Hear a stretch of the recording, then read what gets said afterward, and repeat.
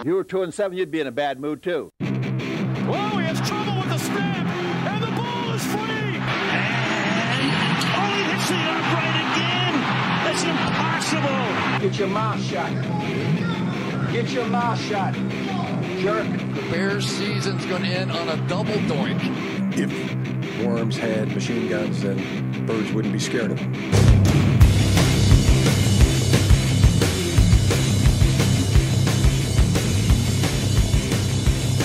All right, how's everybody doing out there tonight? Welcome to a Word Hole Media presentation of the Limp podcast. I'm Pete. I'm Ryan. Welcome to the Limp podcast. We're just a couple of Chicago pricks united by our hatred of University of Michigan football and the Chicago Bears. This week we've got a dramatic Cowboys victory to talk about. We've got a pathetic Lions loss. Once again, we've got the Bears to talk about, a loss to the rival Packers. We've got some Pete's upset specials, Michigan State in the college realm, no Notre Dame this week as they're on a bye week. And, of course, we'll have our Week 7 Limp 6, our top 6 rankings for the college football. So let's go ahead and jump into the news. Well, it was more dramatic than it needed to be, but for everybody's enjoyment, more so than the rest of the nation over Cowboys fans' enjoyment, the Cowboys won on a overtime touchdown pass from Dak Prescott to CeeDee Lamb on a play they had attempted to run a couple plays earlier, but of course, there was some sort of flag on the play, and they went back to it a couple plays later because it was such a well-designed play, and it went exactly like it looked like it was going the first time for the Cowboys. Actually, I think they took a timeout for some reason, if I remember correctly now. But it was a very dramatic. It was very super entertaining. That was a fun game. Fun game to watch. It did not need to be. No, I was surprised it was as competitive as it was. But The Cowboys should have had a double-digit touchdown lead going into the half.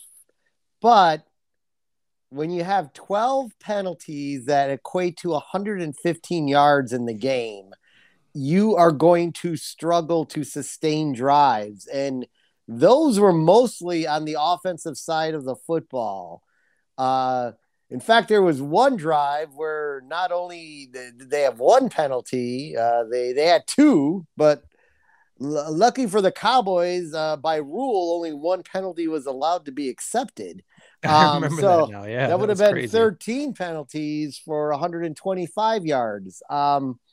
So I'm really happy the Cowboys are 5-1. They look like the real deal because they have a decent defense this year. Trevon Diggs, interesting story in the game, comes up with his another pick six, his second on that, his 7th interception.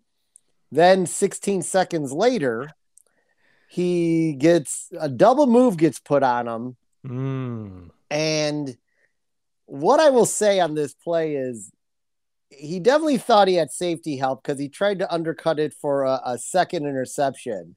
The problem was the freaking safety, when you really watch that play, and I've watched it a couple, 2-3 times, the safety did not get over there. He ran right past the play. The safety is there for a second. For a 75-yard touchdown pass. And then the receiver is behind him. So kind of really, really poor defense by the Cowboys at that particular moment, where it looked like, as we like to say at the end of this show, it was dagger time after that pick six. But that was not the case. And everyone on America's Game of the Week really got an America's Game of the Week because it was thoroughly entertaining. So he's got 7 interceptions, at least one interception in every game. Yeah, and he had the double interception against the Giants. So is that a record yet? Have we determined if that's the record? What is the record? Here is what he has done. He has tied the record of someone of a legend with the Pittsburgh Steelers, one Rod Woodson. Wow. Yeah, so he is now in Rod Woodson territory. So one more in their next game, and he breaks the record. I don't. They didn't say that statistic. If Woodson had a 7th in or a 8th in a 7th game or not, I just meant 7 in a row, 7 games. 7 games in a row. So, the only other thing that was kind of weird is on the very last play, which was in overtime, which again, we shouldn't have been in overtime. And we did have a missed field goal due to it almost getting blocked by Greg the Leg. He missed one, but he tried to, he adjusted his kick. So he kicked it under the arm of the blocker, which just led to a horrendous looking field goal. But probably better than it being blocked and returned for a touchdown. So that's a wily kicker right there. If he can kick it underneath somebody's arm, even though it'll sacrifice the field goal itself to save the block. One would say that's a smart football play if that is what exactly happened. Heady play by Greg the Leg. A heady play by Leggy Greg. So on the final play, Dak Prescott strained his calf. Oh, he was in a boot. Missed that the next day. Yikes. They have played it. They've downplayed it. He said he'll be if you're going to have an injury of any type of injury, it was a perfect time to have this type of injury because I'll have the whole week to recover with the bye week this week, and he will be good to go for week 8. He's got the magic boot too. So yeah, he's got the magic boot. Mike McCarthy seemed optimistic that would be the case, but you don't know what the truth is in any of these situations, and it doesn't really matter at this point because they have the bye week. So it's not even really going to get into it, other than it was kind of like, oh, great, we just won, but now our quarterback has an injury, and we all know what the Cowboys look like without Dak Prescott at quarterback, so it's not good. It's just not good. So anyway, that's all I have on the Cowboys this evening. Well, my Detroit Lions, on a positive note, took sole possession of last place in the NFL. And thus the number 1 overall draft pick. They're in line to take that. They're in the driver's seat with their 10th straight loss going to last year. NFL worst 10th straight loss. This week it was to the Cincinnati Bengals of all teams, 34-11. I didn't think this was true the first time I read it, but then I heard other people talking about it on the radio. The Lions have not beaten the Cincinnati Bengals since 1992. Holy shit. Boomer Esiason was their quarterback the last time the Lions actually beat the Bengals, which is just an amazing stat. I'm going to have to let that soak in for a little bit. Yeah, that's how long. Number one, they don't play him very much, but that also speaks to the ineptitude. And, a lot of people are going into this week thinking, well, it's just Cincinnati. The Lions should have a chance. They played really well against the Ravens, and last week against the Vikings had the heartbreaking loss, and you thought, they could put it together against a mediocre team like the Bengals. Yet this was their weakest performance of the year in a season of ineptitude. They look as bad as they've have at any point under Dan Campbell, or as I like to call him, Danimal Cannibal. You kind of felt like after his emotional post-game press conference last week, and almost universal praise that dudes will run through walls for that guy. He cares so much, and they wouldn't even run through the Bengals last week. So I don't know what that says about this team. Again, this season going into it was lost. The whole point of the season was to lose games, get the number 1 draft pick, and they're succeeding in that. So I guess I'm not too broken up about it, but it's just brutal football to watch. There's some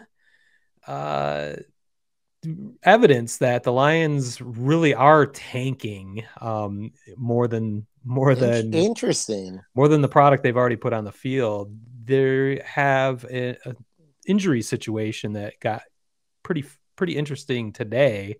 Taylor Decker, I mentioned at the beginning of the season, was out with a finger injury. Not a finger. And you and I questioned, like, how do you miss games as a lineman with a finger? You know, right. why can't you just tape it to the next finger or make a club or put a crazy cast on it? Figure something out. You should be able to get in a game. Well, Taylor Decker returned to practice last week, so it was assumed that he would be ready for this weekend, where it was now announced today, I believe, that it, or maybe there was I don't know if it was announced. It was a story in Detroit saying there's a distinct possibility he could be shut down for the season on the IR with this finger injury. And that would just make you think, you know, if he was already on his way back and then suddenly he might be out for the entire season, that Lions brass just said, you know, especially after last week's performance, it's like, what are we doing? Why even risk it? Let's just put our best players on the sideline, whether they can play or not. So that feels like a tank job by the front office, not letting Taylor Decker back in. You know, you couple that with Frank Ragnow, our Pro Bowl center, who did start the season. He went out with a toe injury and is now out for the season. So we've got the strength of the one unit that Lions fans could hang their hat on potentially was the offensive line. You have Taylor Decker out with a finger and Frank Ragnow out with a toe. So the extremities are costing the Lions their one bright spot. You've got Penei Sewell, who I was all fired up about after drafting him in the first round, and potentially a generational talent in the offensive line. They moved him to left tackle out of necessity when Taylor Decker went down. Well, now they've moved him back to right tackle for whatever reasons, and he's not looking good anywhere. You can't really fault the guy because they keep moving him the fuck around. It's like doing everything left-handed, doing everything right-handed. It's that, you know, the next week, it's not an easy thing to do, and they're asking a lot out of him, and he's not really performing very well. So that whole offensive line is a disaster by their own making and by injury. So hasn't been fun. It won't be fun next week, as next up on the Lions schedule is none other than the Los Angeles Rams and Matthew Stafford, our ex-girlfriend. They're what, 4-1 now, 5-1 maybe. Yeah. Stafford just threw for 4 touchdowns last week, looking like the MVP. LA is looking like the Super Bowl potential champions that we all feared they might be. So the Lions travel to Los Angeles this week in what should be a complete bloodbath. But hey, who knows? Maybe they'll step up somehow and surprise us all. I thought I had one more note here, but that's probably it. That's probably plenty. Is that enough? Is that enough? Yeah. Yeah. I do have one stat of the week for the Lions. Stat of the week, go. This season, they have not taken one offensive snap with the lead. They've had leads in games, but that's true. Anytime they took it, the defense gave up the lead or gave up, tied it, right? So they have not taken one snap with the lead. Wow. What a weird way to play offense. Like that always trailing. Trailing. You got to try. Maybe they are tanking. You got to try to do that. I mean, I never accuse the players of tanking. I mean, they're busting their ass, you know, because they should, but they're also busting their ass for jobs and, you know, to keep their job with the Lions or to move on to some other team. So I don't ever accuse the players of tanking, but the way the front office has set this up, this is very high potential for a historic, not 0-16 team. Again, it would be 0-17. So we had the Browns tie us a couple of years ago for the only teams with 0-16 records. So we're going to do our best to top that by going 0-17 this year, thanks to the longer schedule. So we've got that to look forward to. So that is more than enough time devoted to my Detroit Lions this week. I think we should probably talk about a NFC North division rivalry between the Chicago Bears and the Green Bay Packers. Yeah. So I don't know how much you know about this, but I want to get into. I know little. I saw very little. I was paying attention to many other things other than two of my least favorite teams, but I did hear that the Bears did lose and that Aaron Rodgers had some fun while scoring touchdowns and dancing. Yeah. So the biggest situation there's a couple things. One, there were a couple blown calls that would have favored the Bears. And one was on the horrendous pass by Justin Fields that was intercepted, which was almost as if he was trying to hit the Packers receiver. He got confused, thought the Packers defender was his receiver. It looked like Green Bay was offsides and the call was not made. So that's one. Mm-hmm. That's one that would have negated that interception. Did the offsides kind of create the situation where he made such a bad pass? I mean, was he in the backfield faster than he should have been? Is that no? Just a random offsides should have been called. Yeah, should have been called. I didn't really notice it in real time, but then later on, the fence is offsides. But anyway. And that was really the big play. There was another call. I can't remember what it was that so Bears fans were complaining that they lost because of the blowing calls. And what I have to say to you is Bears fans, you guys just have to realize the Packers are a better team than you. I think Aaron Rodgers moved to 24-5 last time against the Bears, or those are 24 terrible calls in those games. Yeah, 25-5. It's an insane number. Wow. I had the stat. Of course, I didn't put it in my notes. But what I want to get into is the most talked about portion of the game, which is the dagger time, the game over touchdown, where Rodgers runs in the end zone to be greeted by a female Bears fan, giving him the double finger, the double bird. Wow. Flipping him off the double bird, to which he responded, "I still own you." Now, awesome. Like the super villain he is. Yes, the anti-hero that he is. Anti-hero. Wrong podcast. So he that caused you are familiar that Olin Kreutz is on our local radio station. I have heard Olin Kreutz. That's usually when I change the channel. Yes. Over to Detroit Sports Talk Radio. But right, I tend to change the channel too, or just shut it off and go to music when I hear Olin Kreutz is coming on. But Olin Kreutz said he wanted to punch Aaron Rodgers in the face for what he said. Oh my God. Okay, meathead. You're so tough. Normally I would not bore this podcast with a long response, but Aaron Rodgers the other day on on the Pat McAfee show had a pretty decent response that I think is worth reading. So here it goes. I saw when Cruz said that he wanted to punch me in the face. Look, that is to say, I don't know Olin. I respect him. He played in the league for a long time. But are we getting that soft as a society that we can't have a back and forth now? I mean, somebody can pay for a ticket and say whatever the hell they want, which I think they should be able to. It's fine. But the one time you say something back to them, that gets caught on a hot mic, which, like I said, there's a lot of stuff that gets said from time to time. Sure. Now I disrespected an entire city and organization and my own organization, ?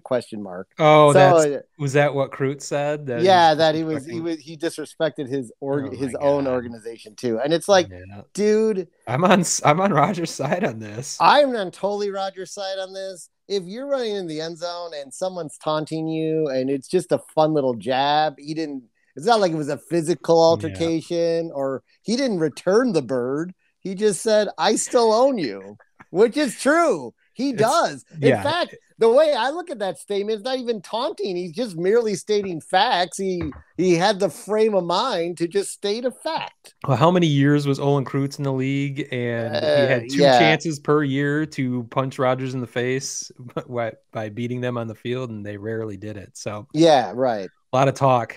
A lot of talk. So I just thought it was like so ridiculous that, I mean, just super immature to even say something like that.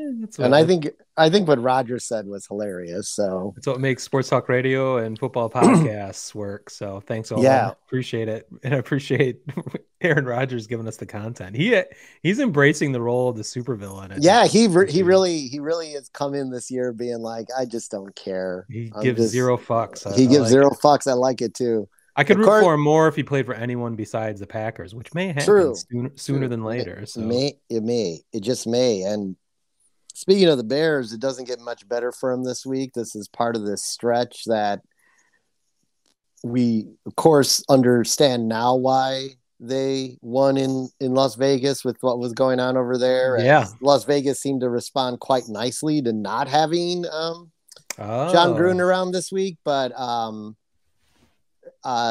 they got to play Tampa Bay in Tampa, where they are 12.5-point underdogs, which this is not my upset special of the week, but I think you're safe in taking Tampa in the 12.5.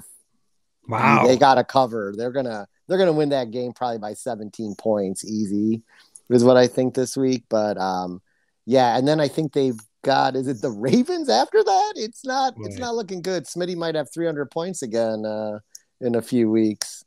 The Surrender Cobras, Cobras, yes, who barely scored this week. Bunch of I almost came back to win. I almost got that 50 points on Monday Night Football. You did. 44. Derrick Henry went off. He's a beast. He was like a Madden Derrick Henry the other night. Jeez. Right. Last 2 weeks. So I guess if you don't have any more I'll just give my upset special of the week. Yeah, what is your upset special of the week? Well, it's going to seem like I'm picking on the Chiefs, but if Vegas is going to keep favoring them, I'm going to keep picking against them because their defense is porous and their offense looks like people kind of know how to play them now enough to win. And somehow the Bills, who are a much better team than the Chiefs right now anyway, who have a better defense than the Chiefs, went in as favorites in the against the Titans and lost. They could not handle. The Chiefs are rolling into the Titans, like I said, with a much their defense is like last and everything. They are 4.5-point favorites. The Titans are underdogs at home against the Chiefs. Yeah, that's strange. 2 weeks in a row. You'd think with Derrick Henry, they can, run the clock, keep. Oh, they can run, forever, and they should be able to keep the possessions down for KC. So boy.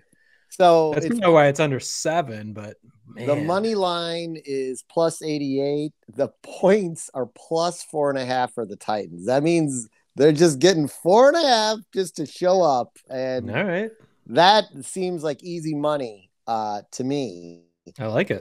Interesting note on last week's is I didn't, even though Russell Wilson had attended all those practices, he definitely did not play. But I think he's out for like 3 weeks. Yeah, he's out for 3 weeks. But as I thought, the Seahawks did make quite a game of it, and they did cover the point spread, but they did not win the game.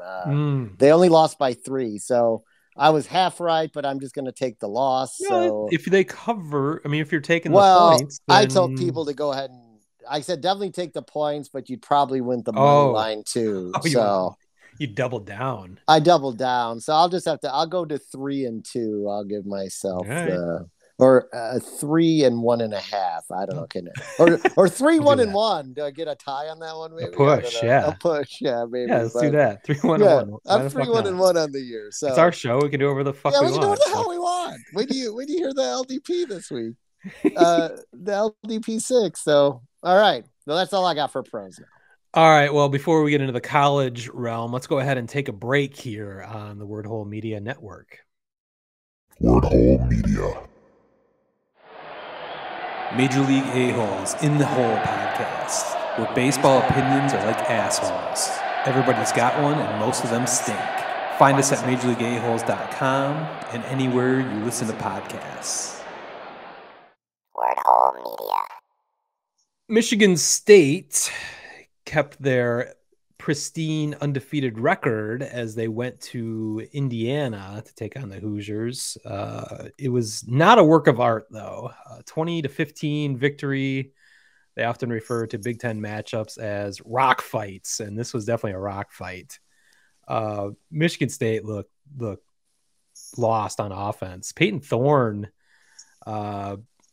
he had only had 2 interceptions all season. He had 2 in this game alone. Really what was coming down to is their running game was not working the way it had most of the season. So the play action pass was ineffective. And once that play action was not effective, Peyton Thorne didn't have many answers. Fortunately, Kenneth Walker III still accumulated 85 yards, enough to get them, a few points, but really the defense is what carried them. The defense really stepped up, especially in the second half. A couple turnovers, big turnover, big stops down the stretch to kind of salt away the win. Pick 6, including a pick 6. So yeah, you really have the defense to thank for that victory. And I guess, really every undefeated season has to have at least one struggle of a victory, and this may have been their one. Somehow I don't think so, because the competition gets extremely difficult as we travel into the month of November. State is on a bye week this week as they prepare now for the also undefeated Michigan Wolverines, who were 6-0. They had a bye week this week. They are playing Northwestern this weekend, so I anticipate they'll be able to move to 7-0, which would mean October 30th in East Lansing, Michigan at Spartan Stadium, 7-0 University of Michigan versus 7-0 Michigan State Spartans. Both are in the top 10. State moved up to number 7 in one poll and number 9 in another poll. Michigan was inexplicably number 6 and 8, I think, one spot ahead of State in both those, I believe. So it looks like everything's pointing to both teams being in the top 10, both teams being undefeated.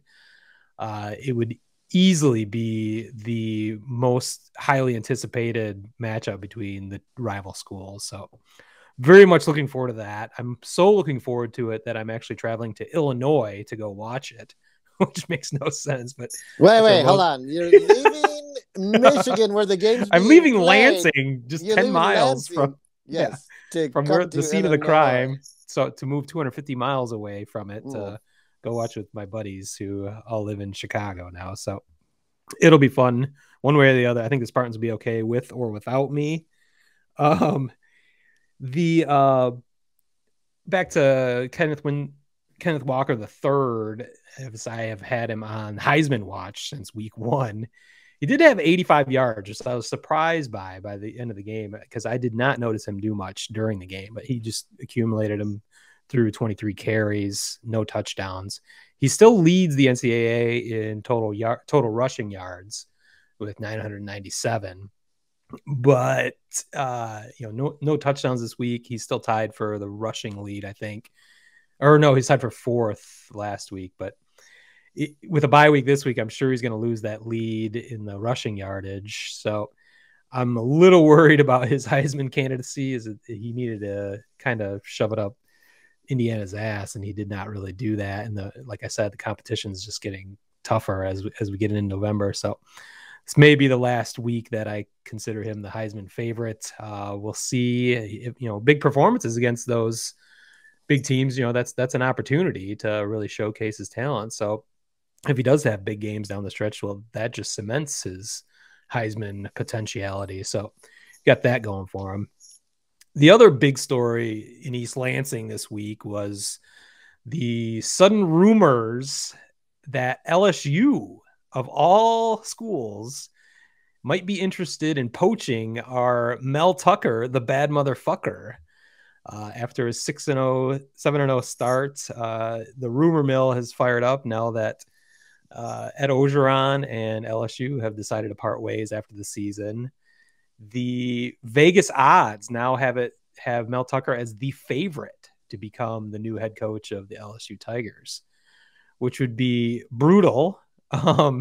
It would be ironic considering the very same scenario happened in 1999 when a coach you may or may not have heard of, Nick Saban, left Michigan State for LSU on his way to winning national championships with them, then into the NFL, and then to Alabama, where he's now the greatest football coach of all time.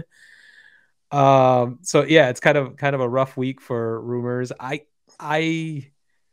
I wouldn't be surprised, I guess. I mean, we just took Mel Tucker after he had only been 1 year in Colorado as their head coach. So he's clearly a mercenary. He has essentially the same kind of ties to LSU as he does with Michigan State. He was a grad assistant here. He was an assistant coach under Nick Saban at LSU also. So the same level of ties, I guess, to both universities. So I don't know that he has, it's not like this is his alma mater and he spent his whole life wanting to be the Michigan State football coach. I'm not sure that's the case, but I think it's a little premature considering this is, his second year. He had a terrible first year, but, understandably so during a COVID year and through trying to build a program after Mark D'Antonio quits in February. He did beat Michigan last year, which is all I could ever ask for out of the first year coach at Michigan State, just to beat Michigan. And to get off to a 7-0 start here is awesome. But, he hasn't, again, I broke down their schedule last week. They have not played a bunch of world beaters thus far. We'll see down the stretch, but I don't know if that shine of Mel Tucker will continue through this November stretch. So we'll see. I certainly hope it does, because in a way, because that's good news for State, but at the same time, it could mean that his stock has risen that much higher that everyone in the world's going after him and throwing more money his way. But so that was it's kind of a double-edged sword. The success of Mel Tucker and Michigan State kind of worked both ways for us. So yeah, I think that Indiana game was closer too, because I know teams aren't supposed to look ahead, but you can kind of look past India. You can kind of look past Indiana in a way, and I'm gonna go with. I got a little theory on that game. I just saw little bits and pieces of it, but I think the State ran a limited offensive playbook to not show anything on film. Not show, they're gonna run the last game tape. And what's Michigan State been doing out there, Jimmy? Jimmy's gonna be like, this is what they've been doing. This is what we got to work against, because he's a meathead. I love this theory. And this is the best theory LDP has ever had. I love this. And the Wolverines, I hope, because I'm gonna be at this celebration. Which I hope is a Michigan State victory. I'm showing up in green. In the Chicago suburbs. I'm not showing up in maize at all. I'm showing up in green. I'm showing up in green, and I think they are going to give it to the Wolverines in a big bad way. Nice. Unfortunately, they'll be giving it to them at 11 a.m. your time. Can we just talk about that for a second? Yeah, we need to vent. This, and I guess there's always a chance it could get moved, right? No. To the game of the week, or no, not at all. They waited to give the game time until Tuesday of this week. Oh, okay. Which they already announced the college game day site. I thought they did that the week before. Yeah, I'm not sure where that's going to be. Well, that doesn't mean they could still do an 11 a.m. college game day thing, because that's when they get off the air. So yeah, it's just guys, we had the Notre Dame Cincinnati game, which was probably better in the end that it wasn't a primetime matchup. But that week, based on those two teams at that point in time, should have been a primetime matchup. Yeah, it was at 1:30 in the afternoon. Then we've got this game at 11. We've got Notre Dame USC at 6:30. Yeah. Who cares? To be honest, I'm a Notre Dame fan, and this like I love great college football matchups, and this an interstate matchup against two Big Ten. I'm not going to use the word powerhouses, but maybe in the Big Ten they are two Big Ten powerhouses. Top 10 in the country. Undefeated. Should be at 7. Yeah, it should be at 7 o'clock. Yeah, I thought something in that time frame. I've been paying close attention because my travel plans are dramatically affected by the game time. So I just assumed when they hadn't announced the game time all year that they were debating whether it would be the 3:30 start or the 7 or 2:30 Central or the 7 o'clock Central start, whether it be a late afternoon or an evening game. Even a 2:30 start is better. Yeah, exactly. That's what I assumed was the worst case scenario, which would have been fine with me. But yeah, so the 11 o'clock game, what it comes down to, I believe it's a game on Fox, like regular Fox. So I think they also have the World Series game, or it'll be a World Series game that Saturday night. So they weren't going to have, it wasn't going to be a 7 o'clock game no matter what. It was going to be a 2:30 game potentially. And for whatever reason that didn't fly. So it's bullshit. It fucks up my travel plans dramatically, but nobody cares about that. But it's just going to be strange to have that biggest game of the weekend, starting at 11 a.m. in the Central Time Zone, noon in the Eastern Time Zone. Just seems strange. Special shout out. Speaking of Smitty's travels, man, special shout out to WGN Joe. Yeah, we'll see. Into town. Yeah, we'll see if that works out. I might not make it. We'll see. We'll see how reliable Joe is, but appreciate it if he does. So, well, I think that's enough for Michigan State and my travel plans. I think we need to talk about our second Limp 6 of the year, week 7, our top 6 college rankings. I'm just going to go ahead and give you my rankings, and you can give me yours, and then we'll come up with a compromise, come up with the official Limp 6 for the LDP.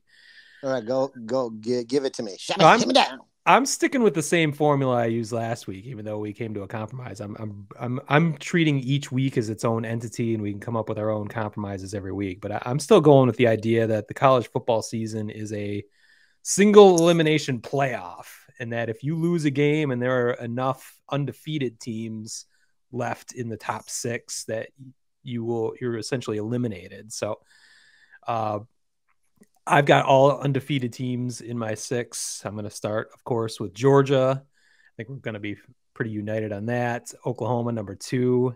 I've got Cincy at number 3. I have Michigan State as the 4th best undefeated team in the country. And I have Michigan at number 5, which I know you're going to balk at, and then I dropped in Oklahoma State, who is 6-0 as well. So it's basically an Oklahoma and Michigan connection. So those are my top 6, all undefeated teams. We can talk about the quality of each of those, but I think at least in terms of undefeated teams, that would be the ranking of those 6. I'm guessing you have either or both Alabama and Ohio State probably in yours, but why don't you go through yours? Ohio State will never be in mine. Wow. And they can't be ranked ahead of Oregon, which they are, because Oregon beat them when they were the number 3 ranked team in the country, right, which drives me fucking nuts. So Georgia, Oklahoma, Cincy. So we've got lined the top 3. On the top 3. Perfect. I did not change anything from what I presented last week, which was Alabama at number 4, okay, Oregon at number 5, and MSU at 6. So, yeah, so that would eliminate Oklahoma State and Michigan from mine, which I'm certainly not adverse to letting those go. I'm okay with Oklahoma State over. If we want to still leave, here's the thing: by the time this is all said and done, like we talked about, I think Oregon's going to be right there, like you originally predicted. Yeah. Well, the other part of my system, at least for keeping undefeated teams, those are going to eliminate themselves. So that's why I treat each week individually. I'm not thinking about what if the playoffs started today necessarily. I'm just saying who are the best team? What 6 teams deserve a place right now? So if I start looking at it that way, we'll be at a even more level ground then. But that's looking the beauty at of the playoff system and the committee system is you can come at this any direction you want. Yeah. Those committee members can come at this any direction they want. So, and that's where you just have to come up with a compromise at the end. I'm all for. I'm good with Oklahoma State. That's going to work itself out too, because Oklahoma State and Oklahoma play each other the last game of the season, which is going to be insane. Yep. So yeah, 4 of my top 6 actually they'll be playing each other at some point. So yeah. So I'd be cool. So we're cool on top 3. I'm fine with Alabama at number 4. Why don't we just move Michigan State ahead of 5? Yeah, 5, and then Oregon, since they have a loss, behind State at 6. Oh, you're okay with having Oregon in there? I'm fine. I kind of like the idea of having Oregon just to have some Pac-12 representation. The west part of the country in there, because I just hate when everyone's from the same conference in this, so I don't mind throwing some Pac-12 representation in. Okay. So I think that simplifies it then. Certainly since we had the top 3, that was easy. Yeah. I got to start looking at Cincinnati's schedule. Are they going to run the table? They probably are going to run the table, which is really interesting. Well, they'll move up to number 2 at some point because I still don't have a lot of faith in Oklahoma. Yeah, what's funny too is like their fate severely lies in how Notre Dame plays the rest of the season. Yeah, they're banking on that high ranking. Yeah. For some reason, I think Notre Dame's going to still be in the top, not too far from where they're at now, if not moving up higher. And they're 14, or they probably moved up from that. They moved up 1 by not playing, so yeah. That's always good. Well, it helps to be Notre Dame. Well, it also helps when a bunch of teams lose again, like the great Iowa Hawkeyes, which I was like, warning. Not only are they known for corn, but did you know they're the number 1 state for dildo usage? So that's a fun fact I learned today on the radio. Wow, I didn't know they kept those kind of stats. Yeah, they do apparently, and I learned that on a program today. So, well, congratulations, Iowa. Yeah, that was a ridiculous game against Purdue. They lost at home. I mean, Purdue completely kicked their ass. It was pathetic. And they actually they gave Iowa several opportunities to come back in that game, and Iowa could not take advantage of any of them. Purdue was like going to score, and they fumbled into the end zone. Instead of getting a touchdown, they got a touchback, and then Iowa went like 3 and out. It was just like, what are you doing? Do you want to be the number 2 team in the country at home against a mediocre team in Purdue? No. We have to go play with some toys. Of course, they're more concerned with their dildos, but of course, the tweet of the week was Purdue's SID or whoever tweeted out, Purdue beat the number 2 out of Iowa. So.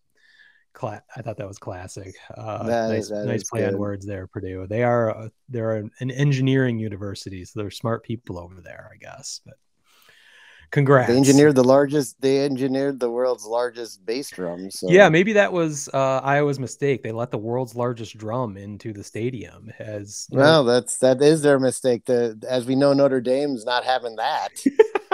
Nope.